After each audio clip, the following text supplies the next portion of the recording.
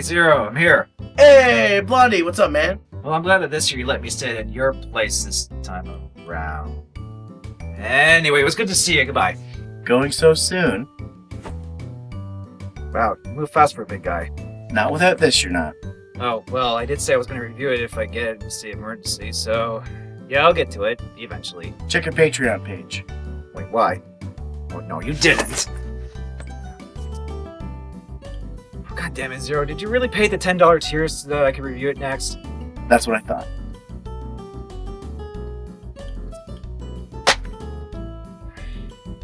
Thanks, Zero. You're welcome. Guess I can't put this off any longer. Hey, this is Blondeguygamer, and welcome to another They Made a Sequel. And this is a bit of a special request that I'll give a proper explanation for. About a year and a half ago, I did a collaborative review with Zero Master on the PlayStation 2 game State of Emergency, which you can see on the River City Gamers website or YouTube channel if you haven't already. The game was decent at best, as it had a chaotic charm but was held back due to some frustrating aspects. During the review, I briefly mentioned that a sequel was made and could be a contender to cover for this series, which Zero not only found and gave me a copy afterwards, he was also the first to contribute $10 per review on my Patreon, where the reward of that tier is being able to request the next game for a Black Sheep Game review or They Made a Sequel. And this game is indeed what was requested. While I appreciate the support, really, Zero? You want me to review State of Emergency 2 that badly? Well, I'd be lying if I wasn't a little curious to see what's in the sequel. Who knows, maybe they even improved on some things I didn't like. Oh, that's not a good sign. But I can't back down now, so here we go.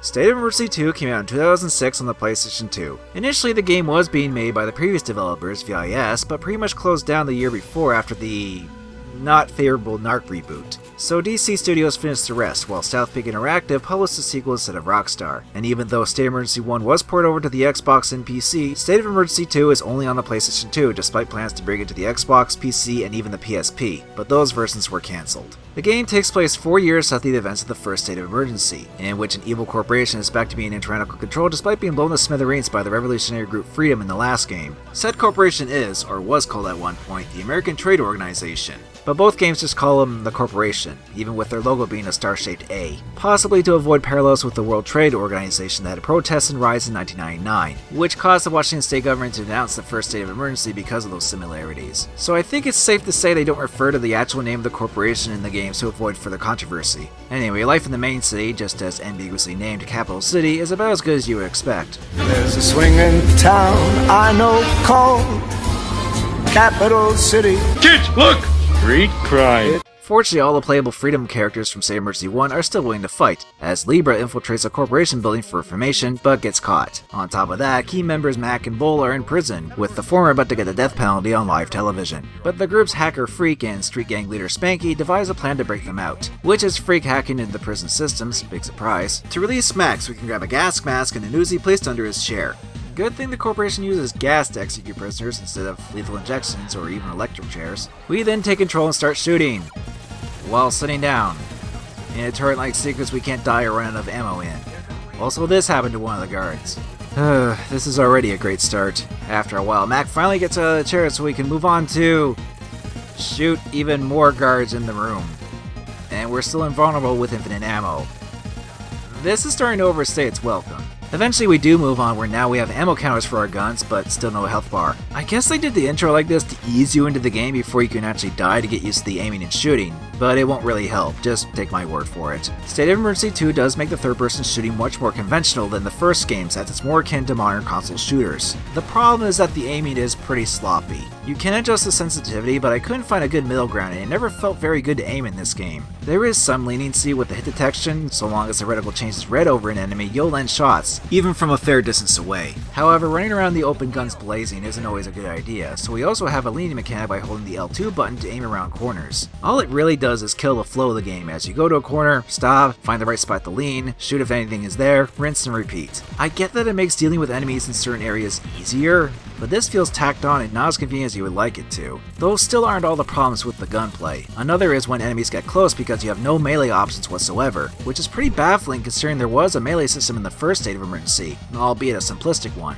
In the sequel, all you do is shoot. There's no hand-to-hand, no blunt weapons to use, not even a swing with the butt of your gun. If adversaries get near, all you can do is bumble around trying to shoot them with the aiming that's more custom for longer ranges. This makes weapons like the shotguns cumbersome to use, which is a shame because I like a good shotgun to deal with enemies now and then in shooters. I ended up mostly using SMGs and assault rifles because of their rapid fire and being able to deal with corporate goons from relatively safe distances. There are a few other types of weapons like throwing explosives or Molotov cocktails that didn't do much good for me, as well as specialties like sniper rifles and rocket launchers you aim in first person. Sniping is doable as long as you go for stationary targets, while the rocket launcher can take out enemy helicopters, if you can actually hit them, which I only managed to do a couple of times. You only encounter helicopters in about 3 levels anyway, but they can be persistent if you can't take them out. Back with the prison break, Mac finally gets a health bar as he has to activate some switches to release prisoners. After dealing with some guards and abruptly completing the objective since I was right next to the exit when I killed them, a dying inmate warns Mac of something called Imperion, and that Libra will know all about. Ah! That is the most terrifying face I've seen in a PlayStation 2 game. I never thought I'd say this, but I'm glad that guy dies. At least he'll be out of his misery of looking like that. First level completed! Yay. The next chapter forces you to know how to lean in order to take out some mounted guns safely and get a sniper rifle after that to deal with some faraway guards. We then have to save Bull by taking out guards that are about to execute him. We save Bull from the... Bull is rescued from the guards, but then we have to protect him for a little while, because everyone loved doing that sort of thing in the Revolution mode missions of the first game. So let's do an uninspired sniping segment that if you aren't fast enough with the janky aiming, Bull dies. At least there are a decent amount of checkpoints in this game, but it doesn't alleviate the frustration much. Once we do that, that's the end of Chapter 2! I can hardly contain my excitement at what's next. Well, in the next stage we are introduced to another mechanic, being able to switch between 2 characters with the select button. This is going to pinch if the character you're controlling is low on health, then you can switch to the other to manage their health bars. It reminds me of the character switching in Soul Calibur Legends, only both characters are out in the field, with the character that becomes the AI never taking damage until they are controlled and can sort of help out with enemies too. The only time switching is mandatory is when you need specific characters for something, like Bull punching open doors with one of the most awkward button sequences I've done, but this one sequence of breaking down doors is literally the only time you actually need them. Besides that, and changing if one is about to die, since if either character dies it's game over, there's no real incentive to switch because playing as any character has no other substantial differences. It's not a bad idea to be able to swap between 2 characters on the fly in some missions, but it doesn't really add much to the overall gameplay and feels very forced when you have to do the same obstacle or event that only a particular character is assigned to. It feels very shallow. Anyway, Mac and Bull go through the rest of the prison to escape on a helicopter, which then we get to control. Yep, there's vehicle segments now. So in this, we have to fly around and shoot crap. We shoot down some buildings and, yeah, this should come to no surprise, but shooting down things in a helicopter is about as fun as shooting guys on the ground, and it may even be more finicky as you have to contend with an automatic lock-on to enemies instead of free aiming. I mean, I can appreciate the attempt to mix things up a little, but there just isn't much to it. I'm sensing a trend here. The following chapter has you play our poster boy on both game covers, Spanky, in all of his weirdly fat and muscular glory. The first thing you do as him is another turret sequence, with an actual turret gun this time to deal with a bunch of enforcers. Then we learn that the corporation is moving into the narcotics business of the ghetto, and we need to warn a gang from the first game, the Killas, about it. Now it's off into the ghetto and all of its ghetto-ness, which is made apparent right away as we go to the Killas club called White Lines. They're not even hiding the fact that they deal with drugs. At least they're honest. The leader agrees to help Spanky with the corporation invade on their turf and find out where exactly the drugs are coming from. Then we need to hunt and shoot down some dealers. Wait, how will this lead us to the source? It seems counterproductive to just murder disposable middlemen without discovering where the supply is actually coming from. Well, whatever, finding the dealer locations wouldn't be too bad if the map was better. They did add a mini-map, which was one of my complaints in the first game for not having one, but there's no way to bring up a map of the whole area like before, so now we're stuck with a small mini-map that does show where the objectives are, but you can get lost for a bit trying to circumnavigate the levels to reach those, though that usually only happens in places that are more open like the ghetto. Most of the other chapters are pretty linear, straying away from the sandbox approach of State Emergency 1, and not really in a good way. So we kill a bunch of dealers, and when we get to the last one, Spanky starts interrogating him, which is what he should have done in the first place. This introduces the interrogation sequences, and they are awful. What you have to do is hold X, then release it on a sweet spot a few times. Too soon and the punch is too weak. Too late and you kill the person, forcing you to try again. The timing is terrible as the bar accelerates the closer it gets to the sweet spot and the release feels delayed, so I couldn't get a reliable grasp of when to let go. If they really wanted to add interrogations in this game, why couldn't they do something like how the Punisher game does them instead of this sloppy button prompt? Also, maybe if you didn't kill all the other drug dealers, we'd have more than one chance since you can screw the interrogations so damn easily. we're not even a third of the campaign yet, let's move on away from that. Managing to pull off the interrogation reveals that the corporation is storing their drugs in an abandoned police station, so Spanky goes to gather some gang members to take it out. And this is yet another new thing that's introduced, Spanky being able to gather gangs by pressing the L3 button to bring up a list to recruit them nearby and give orders. Though surprise surprise, there isn't much value to this. Sure, the gang members can help out a little, but they're just there and that's it. They're basically expendable fodder that I have no attachment to, just the most stereotypical street gangsters you've ever seen. Because as we all know, you ain't a true gangster till you hold your piece out like this. Okay, I'm way too white to even make fun of that. Ugh, that hurt. So with our gang of inconsequential merry men, we blow up the police station and complete that chapter. The next one has Spanky rescue Mac and Bull after the recent prison escape, and it's here we discover that the drug the corporation has been administering is called Imperion, the very same thing that Mr. Horribleface warned us earlier in the prison. Oh, and we get to interrogate another person about what the drug is. Wait, they don't know anything about it? Other than the corporation is trying to distribute it? Which is apparently enough of a reason to just blindly go and destroy some of it earlier without getting any information on it. Couldn't they have found out if people already taken the drug in the ghetto? Or from the dealers for that matter? Unless they were purposely left in the dark too. How the hell would you even sell drugs if no one knows what it does? Psst, hey, you. Yeah, you. I got something that might interest you. You see this? This is a brand new product out in the streets. It's called Publicity Wrap. Now what it does, even I don't know. But you can be the very first to try out if you... Hey, wait, where you going? Come back here. Damn it. We do find out the drug is going to be exported to other countries and that it apparently subdues people at the expense of shorter lifespans. Sorry, I did the plot device way better! Oh, excuse me, that was a weird cough. Also, the reason for trying to distribute the drug in the ghetto is to test it on the people there, through actual drug dealers. Because testing on a lower class with that method is totally inconspicuous. But before I can deconstruct this even more, a tank shows up, and since we can only have 2 playable characters at a time, Spanky bails out. Here we need to get Bull over to the tank, but in another bad sequence. In this, you press X to move from one cover spot to the other, all the while avoiding tank shells. Sounds simple, but the tank just continuously fires in between 2 spots and only adjusts its aim over in the middle of the next set you need to traverse to. So it's another matter of timing.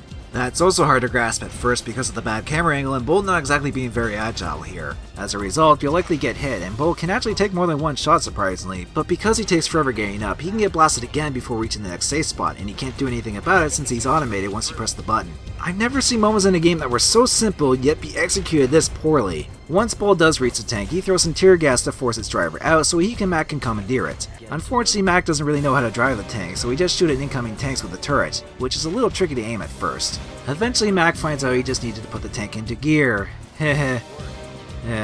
Now we can fully drive the tank, and it's slow and boring, and we need to blow up several Imperion crates that makes this part of the level way longer than it needs to be. You know what? I might just be being too negative. Maybe if I spice things up with some music and editing, I can make this entertaining.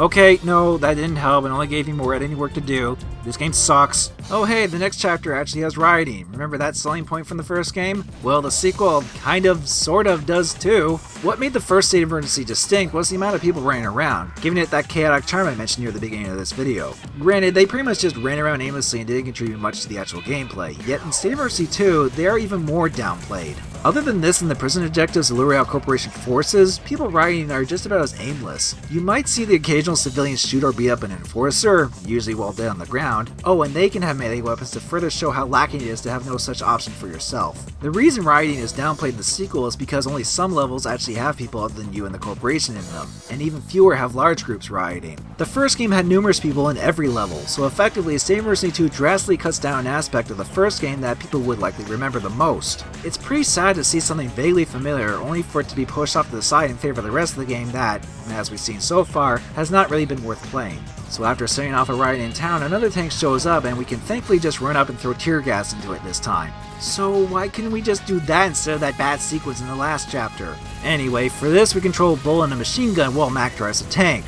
In another turret sequence. Only this one really drags on. I'm starting to run out of things to say about how dull this game is. Every new thing it tries to introduce just falls flat. It feels like I'm playing an empty shell of a game that's devoid of a soul. You know what this game is? A zombie. A game that died halfway in development only to be resurrected into a mindless, festering version by another developer of questionable aptitude. Let's just keep going, because I'm probably the only YouTube game reviewer to even fully cover this game. Let alone at all. The rest of the chapter is just about as drab as you go through a facility, shooting down more goons to mountain guns, already running out of ideas much, destroy some vaguely destructible computers, and the defenses go down. Okay, what do we have now? Mac needs to steal another helicopter to finally go and rescue Libra halfway through the game. Stealth is the key here, Mac. Do it nice and quiet. Oh no, there's stealth in this game? Why? Nothing alluded to stealth mechanics in the first State of Emergency or this game leading up to this point. I suppose we could just pretend this is a bad Splinter Cell game with Sam Fisher having a massive pull up his ass. I'm no expert on covert operations, but I'm pretty sure this isn't how you crouch walk with a pistol. Shit, he set up the alarm. Well, that didn't take long.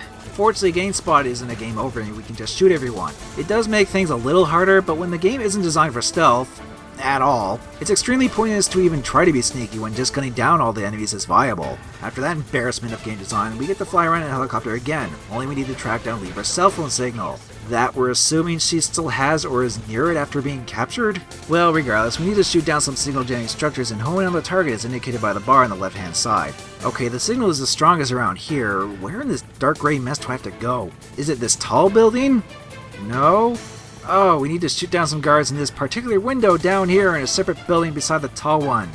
Yeah, good job with the indications there. So now Libra is rescued, but instead of doing something smart like escape with Mac in the helicopter, we play as her and find out her stick is rappelling up and down buildings, stopping every few feet to shoot at corporate soldiers through windows. It's still the same lame shooting, only even more slow paced and at an awkward angle. After briefly running around the streets to rappel up another building this time, Libra goes to get the data that she got captured over for. Hey, remember that one part in Call of Duty Modern Warfare 2 where you need to protect a computer during a download? Well, look at this!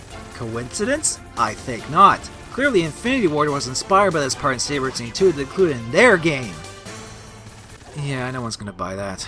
So after a few attempts, which included accidentally setting off my own proximity bombs, because I'm just that good, the data is downloaded and everyone discovers that it's a promotional video for Empyrean, showcasing in better details what it does, which is to discreetly administrate it through various means, including food and drugs. Wait, so instead of distributing Empyrean directly through drug dealers like I thought earlier, it was just inside other drugs the dealers were selling? That's still stupid. Hey, come here. Yeah. Hey, I got some goods here. Yeah, you see this? Yeah, some nice, good old-fashioned stuff right here. And none of that publicity black crap the government's trying to force people to make them their slaves. No, I guarantee you, it's not. Now this, however, it'll taste a little bit different, but only because this is, a new flavor. Yeah, a new flavor. You know, no publicity blah, I mean, no, nothing. Wait, where are you going? God. I should have stayed in school. On that note, the gang devises a plan to destroy the distribution centers of the drug. With Spanky and Bull, we go get some explosives from another gang that was in the last game, the Mallrats. Only their stuff was stolen by the corporation, so we need to raid an enforcer precinct to get it back. Once we do, we go around and blow up some buildings around the city. Then we switch over to Mac, who needs to steal a missile launcher vehicle to blow up some fast food restaurants. Not to impose unhealthy eating, but because Empyrean is being injected into the fast food of this neighborhood. You know, I have a hard time taking this drug seriously when you don't really see any repercussions other than the corporation is secretly administrating it. You need to show, not tell, or I'm not going to feel compelled to stop it because just telling us what the drug does and that it shortens lives in the long run won't cut it. Actually show bad effects and why it's a threat as well. Even the glow crap from Final Fantasy Streetwise did a better job with that. This is just lazy. I'm getting too worked up over this. We blow up more shit with another slow-ass vehicle and end the chapter. In the next level, the Freedom Group plans to broadcast the Empyrean video to the public. Oh gee, doesn't that sound familiar? Can I just stop playing and watch Serenity instead? And the entirety of the Firefly series in general? Burn the land and boil the sea. You can't take the sky from me. State of Emergency 2! Nathan Fillion, please save me from this tribe. In order to set up the broadcast, Spanky and Liba first need to set up some GPS beacons to triangulate the position of the corporation satellite transmitter. We do so by having one character place the beacon while the other and some gang members defend the perimeter. Do this 2 more times to complete the objective. Yeah!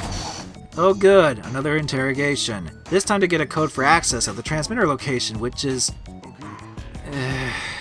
Then we climb out the transmitter tower as Libra and successfully broadcast the message that everyone is being secretly drugged. Or will be, since the violent tendencies of the civilians clearly haven't gone down after hearing about that. You'd think that would be the end of the chapter, but then we have a pointless escape with a missile launcher because they wanted to include it in another level, I guess. The following morning we start storming the corporation headquarters, starting with Bull single-handedly going through an army base and into the underground sewers, because of course this game would have a sewer level. Libra then infiltrates some rooftops in another stealth-ish section, and I get spotted again. But I did discover that you can destroy alarm buttons and speakers. Are these mechanics to stealth if I somehow didn't get caught? It wouldn't have really mattered anyway, as thankfully this is the game's only other attempt to be stealthy. Rappel up one last building and Libra opens the way for Bull to go further. It's here that the game actually attempts to do something interesting with the character swapping. There are more doors that Bull needs to get past, and by switching to Libra, you pick up the correct doors to open. However, if you pick a wrong door, you get a bunch of enemies you need to deal with as Bull before trying another one. The doors do have arrangements of colored tiles that I think you're supposed to coordinate with this confusing map to the right of Libra that supposedly shows what doors are the correct ones. Though you're likely to just open doors through trial and error instead of through this thing that looks like a puzzle from The Witness gone bad. Finishing the chapter reveals that the soldiers in the area are actually being controlled through subsonic signals.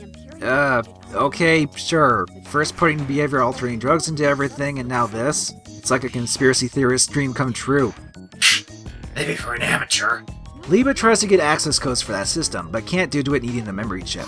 This has Bull and Spanky tracking it down, shoot a bunch of soldiers, and then we have to chase down the guy that has the chip in a boat chase. First, you shoot down other boats and helicopters with homing rockets, then directly drive the boat to keep up to the other, damaging it with grenades that launch in a straight arc, and Bull on a machine gun when you're close enough. When he feels like it. He also likes to say this when he does get someone. Yeah, take a swim, bitch. Yeah, take a swim, bitch. Yeah, take a swim, bitch. Take a swim, bitch. As you could tell from that, the voice acting isn't very good, with Max sounding like a bad David Hayter wannabe. We need to stop Empyrean. Bull and Spanky sound like guys doing imitations of a big black guy and a Hispanic gang member respectively. I don't know why I let you talk me into this shit. And yet there are still others that sound even worse. Is that all you got? After a monotonous amount of time, the perpetrator gets off in the land and Bull pursues. Turns out our chip snatcher is General Mayhem, and we have to fight him in this game's only boss fight. All you need to do is shoot him on the balcony a few times when you're allowed to, and he soon comes down to the ground where he dies and we get the chip. And now for the final chapter, which is the best part of the game because it's almost over. All you need to do is move forward across the bridge deactivating gates as you go. Oh, and the army soldiers are now your slaves for your own doing because we got the memory chip back. After fighting more people in a plaza, we reach the main corporation building, and because I didn't take out all the enforcers, they're still trying to kill me during the cutscene. Aw, bless their badly programmed hearts for not giving up. So now our plan is to just blow up the main building, which we do in one last helicopter portion to grab a brimstone bomb, basically a nuclear warhead that's just out in the open on a boat. We sit it on top of the building and blow it up with no repercussions like nuclear fallout whatsoever. We did it. We murdered an ungodly amount of people in the name of freedom. You know, considering how much we killed compared to the corporation, I'm starting to think using Imperion to stop violence wasn't such a bad idea. The only drawback that was mentioned was not living as long, but considering all the gangs, the war between Freedom and the corporation, and the aftermath of a nuclear explosion, I imagine the life expectancy in the city would actually be shorter without the drug. Well, that was about 5 hours that certainly felt long, and if you think that's it for this game, you'd be right. For the main campaign. There are additional arcade and multiplayer modes if you want to play more of this for some reason. Arcade mode is doing a bunch of challenges, earning medals to unlock more. Among them are chaos levels, which are throwbacks to one of the main modes from the last game to get the highest score through destroying things and killing corporate soldiers as much as you can within a time limit. So not only is one of the main features from State of Emergency 1 tucked away in a few arcade missions, but sorely lacking the frantic nature of the previous game's version. And really, if I didn't have fun playing any aspect of the main game, what makes the developers think I'll willingly play these challenge levels and replay them for higher scores to get more medals and stages? Especially with an announcer that wants to sound enthusiastic but comes across as annoying. You got nothing. You suck. Don't you love it when a game tells you that you suck when it's clear the game's fault, not yours? I didn't play a whole lot of these and don't see a real incentive to do so. Same goes for the multiplayer. While there are a few different options you can play with up to 4 people, or even with just bots in some since I don't want to subject anyone else to this game, it has nothing really going for it. There's boring death matches and team death matches, flag attack, which is grabbing and holding onto a flag the longest that I won easily by running around their level perimeter to avoid bots, last man standing where you can beat to kill the most clones, but there's no player bots in this mode, so I just played it by myself and it became a video game equivalent of shooting fish in a barrel. Also, when there's only a few clones left, you get a cruise sonar indicator to hunt the rest down. Needless to say, it wasn't very thrilling. There is one more mode called Battle, but that isn't unlockable. There are actually other things to unlock as well, and you do so by completing certain chapters or achieving 3 goals in each level. One is time, where if you complete a level within a specific time, you unlock a cheat option. Not unlike how you unlock them in GoldenEye for the N64. Unless you were a scrub kid like I was and just used a cheat code to get them all. I only managed to get 2 cheats that changed the visuals for this game. One was wireframe, which makes the game look even more unfinished, and 8-bit mode, where this game's definition of 8-bit means adding a crappy filter with a few blocky colors. Only it doesn't even remotely pull it off and you can barely see anything. Another goal you can get in chapters is destruction, where by reaching a cost goal of things that were destroyed, you'll get an unlock for a character in multiplayer, most of which are just NPCs. This can either be the easiest or most vague to get. It's easy for levels that require you to blow stuff up anyway, but otherwise you need to actually find what can be destructible, as there's no easy way to tell and there's not a lot of options most of the time. However, the final goal to achieve in levels is the absolute worst: the mystery objectives. These are indeed a real mystery because I did not get a single one and the game gives you no clues or indications to tell you what they actually are. I have no idea how to get any of them and there are no guides, no videos, nothing at all for these. If I were to guess, it could be something specific you need to do in each level, like perhaps not setting off the alarm in stealth sections. But those were so bad I'm not going to try. The worst part of this is that completing all the mystery objectives is how you unlock the battle mode.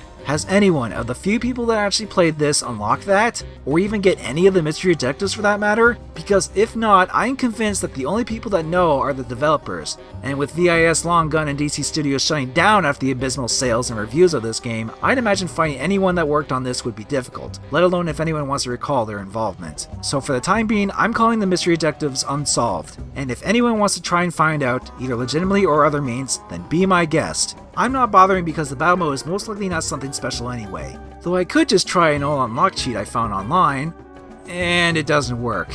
Everything can't be that easy, huh? I've played a fair share of bad games for my channel, but I don't think I've ever done one that tries to do so much yet falls short at everything it tried to achieve. Every single thing this game does, I can name countless examples of other games that do those aspects better and correctly. It honestly should have gotten cancelled when VIS kicked the bucket if this was what they intended the next game to be. But no, DC Studios and South Peak decided to pick it up to try and cash in on the moderate success of the first State of Emergency. And even then, State of Emergency 2 barely resembles its predecessor, throwing in all these sequences instead of building on and improving the first's more simplistic design. Not to mention going for a more serious story-driven narrative that wasn't compelling and not needed. What little of the story the first game did have was just Corporation Evil, start of revolution, putting you right into the game and letting you go nuts. 2 is completely devoid of what little charm the first game had. The game doesn't even look that good either. Sure, the main character models are more detailed, but the designs, and the visuals as a whole, are not very appealing. That also goes for the soundtrack, as it's the most forgettable stock dramatic orchestral crap that's ever been thrown into a video game. So much so that even if I were to download or record all the tracks separately, I wouldn't use them for this video, which is why I chose my own selection instead. The music in the first State of Emergency was a little repetitive, but at least it was something that fit while causing mayhem. Even if you were to tolerate the gameplay of the sequel, I guarantee you would stop playing quickly due to the sheer monotony and the fact that you can't fully complete this game unless you magically figure out how to complete mystery objectives that you're not given any clues on how to do them. If you like the first game, don't bother with this one. Just play something like Freedom Fighters instead. I assure you will have a better time with a game like that. Incidentally, I'm also pissed off this hasn't gotten a sequel while trash like State of Emergency 2 came out instead. If I were to describe this game in one word, it would be worthless. This is the most worthless sequel I've played so far, even more so than Heart of the Alien.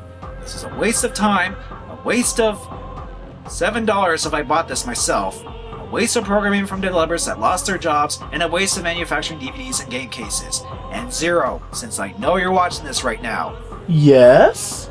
Fuck you for giving me this game, and fuck you for supporting my Patreon to make this the next review. You're welcome. Yeah, I knew you'd say that. That's all I wanted to say, so you can go back to posting selfies on your Instagram now that your hipster transformation is complete. Only if I can tag you at every post. Whatever, I don't even use Instagram.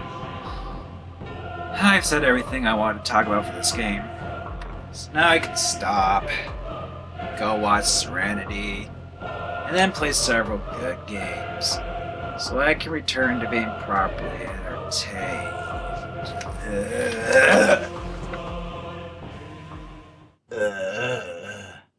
There's a swinging town I know called Capital City. People stop and scream hello in Capital City. It's the kind of place that makes a bum feel like a king, and it makes a king feel like some nutty. Hey, thanks for watching. If If you enjoyed this, be sure to subscribe and check out my other videos, such as the State of Emergency 1 review I did with Zero Master. There's also a video I did on Tales of Symphonia for retrospective, because I do like to talk about good games too. There's also Twitter if you want to keep up to date with my ramblings, as well as Patreon if you want to help support the show. Once again, thank you very much for watching, and I'll see you all in the next video. You get a whiff of it, you'll never want to roam.